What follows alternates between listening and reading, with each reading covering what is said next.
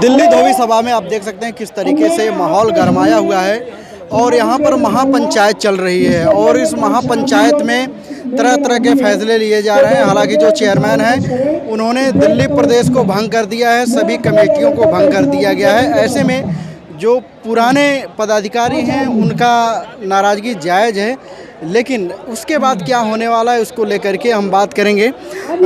Sir, इस किस तरीके से यहाँ पर पंचायत चल रही है, क्या विषय है यहाँ पर? ये दिल्ली धोबी सभा की एक महापंचायत का आयोजन किया गया था।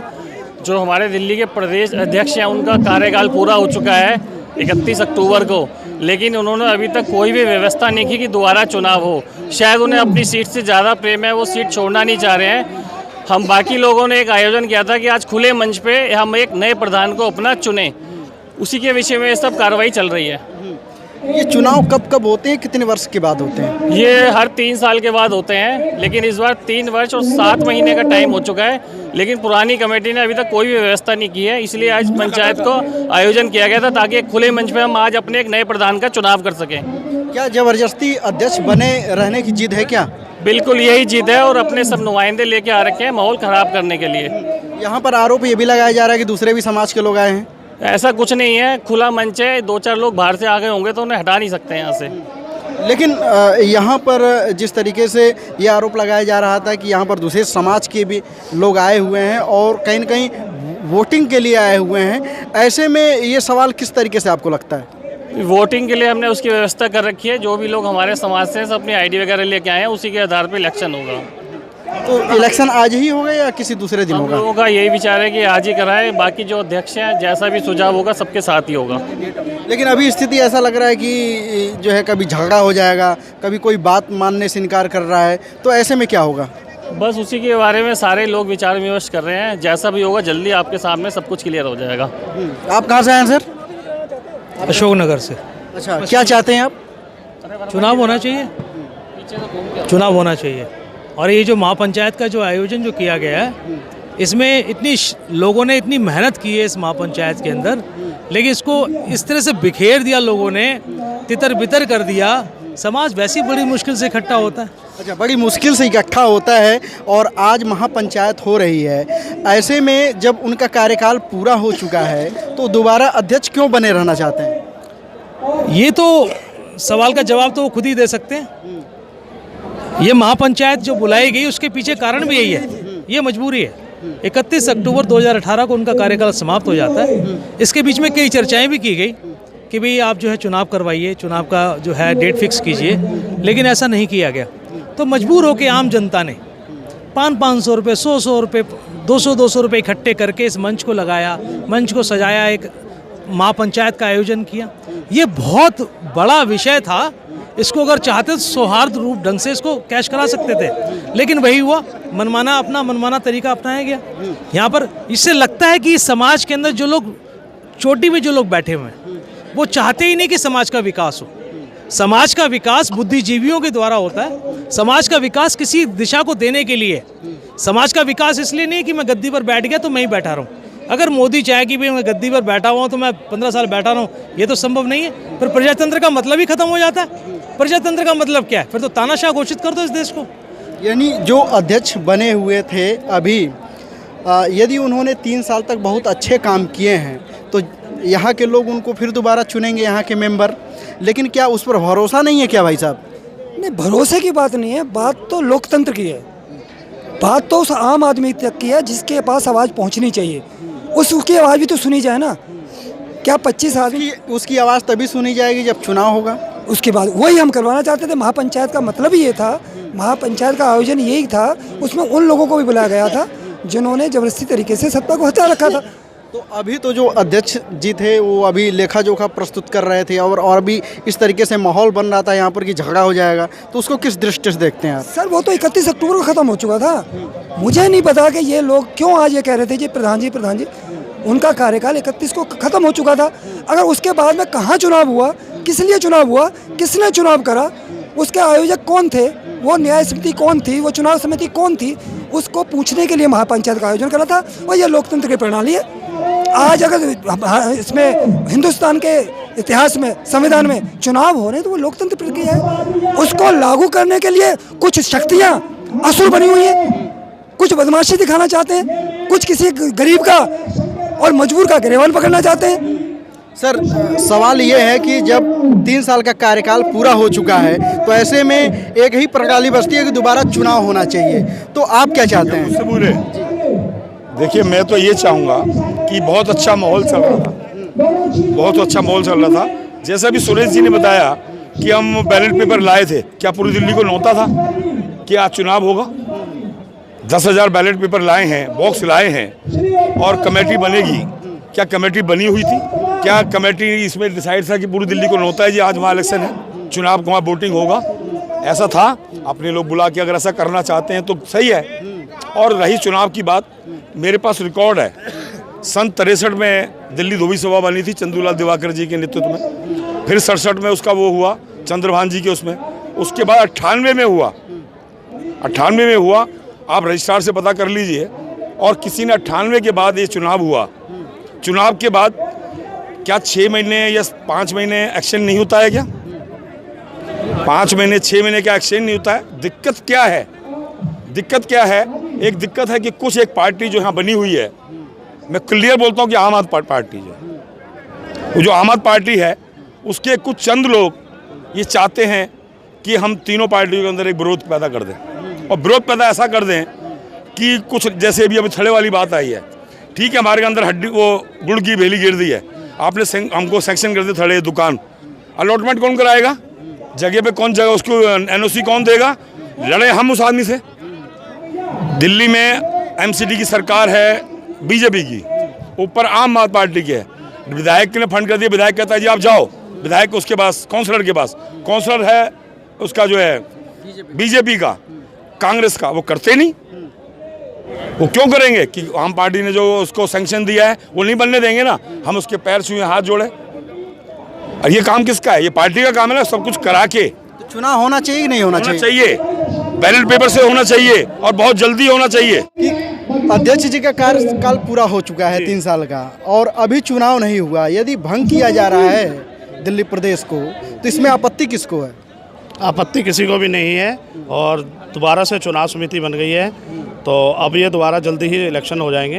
वैसे आज हमारी प्रतिक्रिया थी कि हम चुनाव आज कराते, और इसको जो है ना कुछ माहौल ख़राब होने के कारण नहीं हो पाया। यहाँ पर आरोप ये भी लगाया जा रहा है कि कुछ बाहर से भी महिलाएं हैं जो धोबी समाज से नहीं हैं, ऐसे में आप क्या कहना चाहेंगे? ऐसा कुछ भी नहीं है, और अगर कुछ 2-4 आ गई हैं तो उन्हें रोक भी नहीं सकते। अगर किसी के साथ आ गई हैं तो हो सकता है आ गई हो, इसमें कोई बड़ी बात नहीं है। एक आरोप और लग रहा है कि यदि चुनाव होना था यहाँ पर तो पहले से ही लोगों को सूचित किया जाना चाहिए था, क्योंकि यहाँ पर महापंचायत हो रही थी, कोई इस तरीके की जो है जानकारी नहीं थी कि इलेक्शन होगा।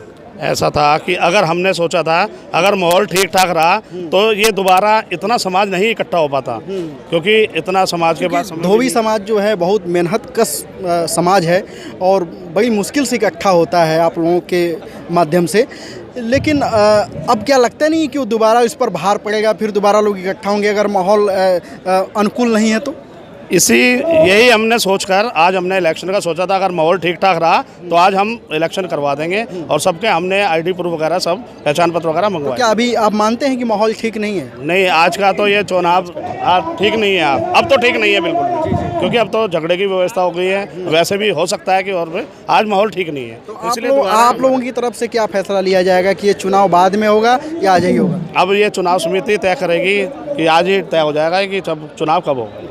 फाल्स वोट करना गलें, इसके लिए क्या व्यवस्था आप लोगों की तरफ से होगी? इसके लिए तो कोई प्रतिनिधि नहीं, समाज ही वोट डालेगा तभी अध्यक्ष का चुनाव हो पाएगा। मामला यहाँ पर साफ है कि जिस तरीके से यहाँ पर पंचायत रखी गई थी उस पंचायत में कुछ हंगामा होने के आसार हैं, जिसकी वजह से वोट नहीं डाले जा रहे और कहीं न कहीं इस चुनाव को आज समाप्त कर दिया गया है और आने वाले समय में ये चुनाव जल्द होगा।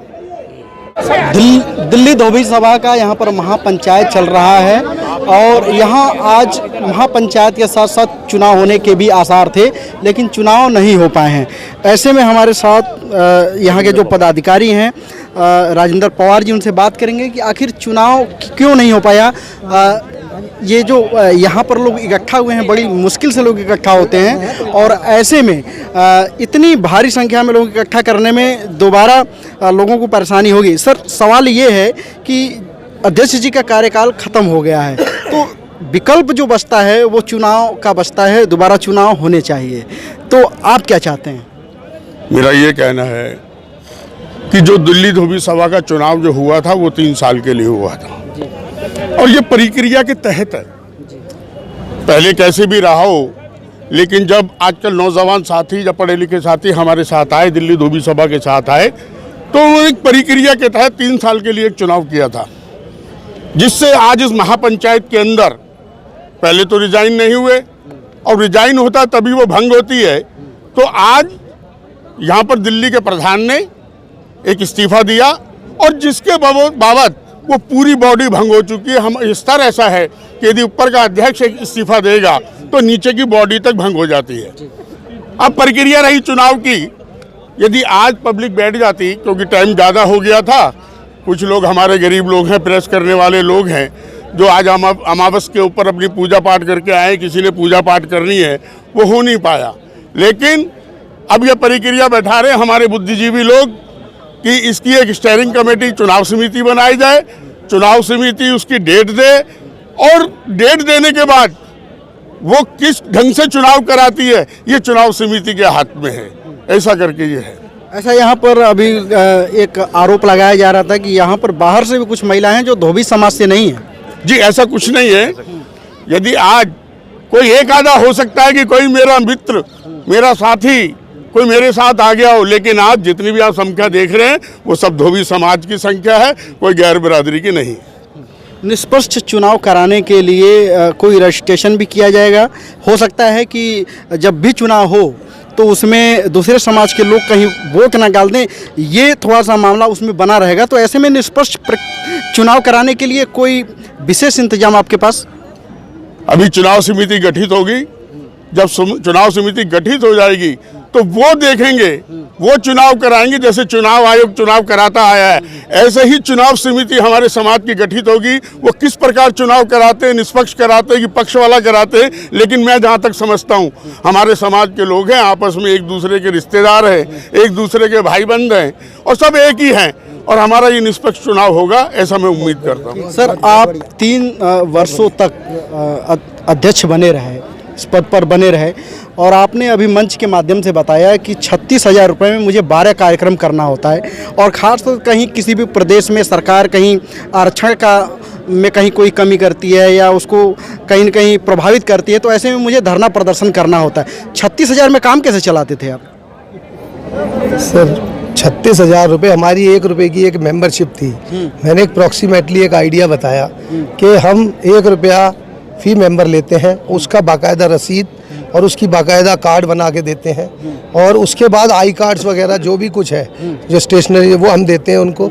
और उसके बाद हमारे को ये पता होता है कि ये हमारा मेंबर है, 1 नंबर से लेकर 88 नंबर 87 नंबर जो भी नंबर है वो उनके हैं। तो हमारे पास 36,000 रुपये का ये मार्फत 36,000 हम मान रहे हैं या 120 हो जाते हैं। मैं एक ज़िले की बात कर रहा हूँ क्योंकि मैं पश्चिमी ज़िले का अध्यक्ष हूँ, मैं अपने ज़िले की बात कर रहा हूँ, दिल्ली की बात नहीं कर रहा हूँ। तो हम उसके अंदर चलाते हैं, कुछ हमारे में कम पड़ता है, कभी हम कोई बड़ा प्रोग्राम करते हैं, कोई धरना प्रदर्शन करते हैं, तो हमारे साथी अपनी जेब से जो जिससे बनती है वो देते हैं और उस धरने प्रदर्शन को हम सफल करते हैं। यानी गरीब आदमी, प्रेस करने वाला, एक कपड़े धोने वाला, हमारे समाज का गरीब सदस्य, कुछ हमारे जो अच्छे पढ़े लिखे और समझ रखते हैं और सक्षम भी हैं, वो भी हमारी हेल्प कर देते हैं किसी जगह पे कि ये काम हम कर लेते हैं।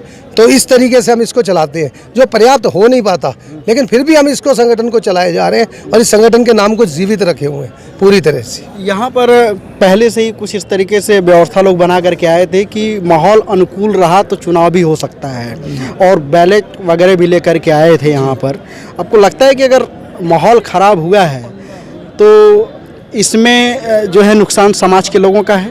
नहीं, माहौल ख़राब नहीं हुआ है और जो हम लेके आए थे, हमारी कोई मंशा चुनाव कराने की नहीं थी कि हम यहाँ पे ही चुनाव करा देंगे। हमारा एक ये था कि हम लेके चलेंगे वहाँ पे और हमने जान के कल ही इसको ऑर्गेनाइज़ किया, पूरा प्रिंट कल ही कराया है, इससे पहले कुछ नहीं था। क्योंकि हमें पता था कि आज के दिन भी दिल्ली प्रदेश की जो टीम है वो इसको और डिले करने के उसमें है। तो हमने कहा एक शगुफा छोड़ा जाए कि हम बैलेट पेपर लेके आए हुए हैं, हमने उसको लेके आए और अपना बॉक्स वगैरह लेके आए। और अगर पंचायत अगर निर्णय देती है, हमने कहा चुनाव के विषय में पंचायत का निर्णय होगा, अगर सभी लोग सहमति दे देते हैं कि इतनी बड़ी संख्या में हम जाके जगह जगह नहीं कराते और हम सर्वसम्मति से यहाँ कर देते हैं, तो हम इसको कर सकते हैं, हाथ खड़े करके भी कर सकते हैं और बैलेट से भी कर सकते हैं। जहाँ तक न्याय समिति की बात थी, उसको भी भंग करने की घोषणा मंच से की गई थी, लेकिन एक शख्स ने वो उन्होंने जो है विरोध किया कि नहीं, न्याय समिति भंग नहीं होगी। इस मामले में आप क्या कहना चाहते हैं? हमारी दिल्ली धोबी सभा और दिल्ली के समाज के कई संगठन हैं और हमेशा चलते आए हैं, एक आपस में आरोप प्रत्यारोप मनमुटाव रहता है, लेकिन सब जो भी संगठन है वो समाज के संगठन है। अब जैसे इन्होंने न्याय पंचायत समिति के लिए कहा, नगर सेन बाबा नगर सेन उत्थान समिति है, दिल्ली धोबी रजक समाज संगठन है, ये सबके रजिस्ट्रेशन अलग अलग हैं। तो जब सबके रजिस्ट्रेशन अलग अलग हैं तो उस पर सभी को ये चर्चा नहीं बनती है। दिल्ली धोबी आज जो था वो दिल्ली धोबी चुनाव के विषय पर था, ना कि न्याय पंचायत समिति पे था, ना कि एक स्टेयरिंग कमेटी। और रहा सवाल जो आपने 30 या 32 या 36 हज़ार का किया और बैलेट पेपर का किया, हमारा गरीब समाज है, ये पश्चिमी दिल्ली के अध्यक्ष हैं, थे, जो कि आज हमारा भंग हो गया, वो थे। तो ये अपने वहाँ पर छोटे तबके में 1 रुपया 1 महीने का लेके ये लोगों के कार्य करते थे। जैसे हमको चीफ मिनिस्टर के पास जाना है, हमें सरकार के पास अपनी बात रखनी है, हमें पत्र व्यवहार करना है, कोरस्पॉन्डेंस करने के लिए पैसा चाहिए होता है, तो गरीब आदमी अपना प्रेस का थड़ा छोड़ के जा नहीं सकता, क्योंकि उसकी 400 रुपये की गाड़ी, 300 रुपये की गाड़ी वो छूटती है। तो ऐसा करके वो रहा। बाकी आज चुनाव का जो बैलेट पेपर का सवाल था, वो तो एक इस बात को रख दिया गया कि हमारा गरीब समाज है, आज जो 2 लाख 4 लाख रुपए इकट्ठा हुआ है, समाज के पैसों से इकट्ठा हुआ है, समाज के लोगों से इकट्ठा हुआ है। हम लोग बार बार 4 लाख रुपए इकट्ठा नहीं कर सकते। यदि आज किसी कारणवश सर्वसम्मति से हो जाता है चुनाव तो वो वैलिड होगा, और यदि बैलेट पेपर से भी करा जाता है तो आज मेरे ख्याल दिल्ली की क्रीम और दिल्ली की जनता सारी यहाँ हुई है, उस माध्यम से हमने सोचा कि आज बैलेट पेपर से भी हो सकता है, हो जाए। यदि हो जाता तो ये बहुत हमारे समाज के लिए सुख की बात। क्या अभी कोई संभावना है होने की? अभी संभावना देखो, कुछ चंद लोगों ने एक स्टेयरिंग कमेटी को बना रहे हैं। अभी कैसी स्टेयरिंग कमेटी बन रही है मुझे नहीं मालूम, क्योंकि मैं उधर को गया भी नहीं, लेकिन कुछ लोगों ने पिछली स्टेयरिंग कमेटी का अनुभव हमको दिया है, वो अनुभव हमारे पास है। इसलिए मेरा भी नाम उस स्टेयरिंग कमेटी में था, मैं नहीं गया और जाना भी नहीं चाहता। यदि निष्पक्ष स्टेयरिंग कमेटी बनेगी और डेट देगी, हम जरूर उनका सहयोग करेंगे।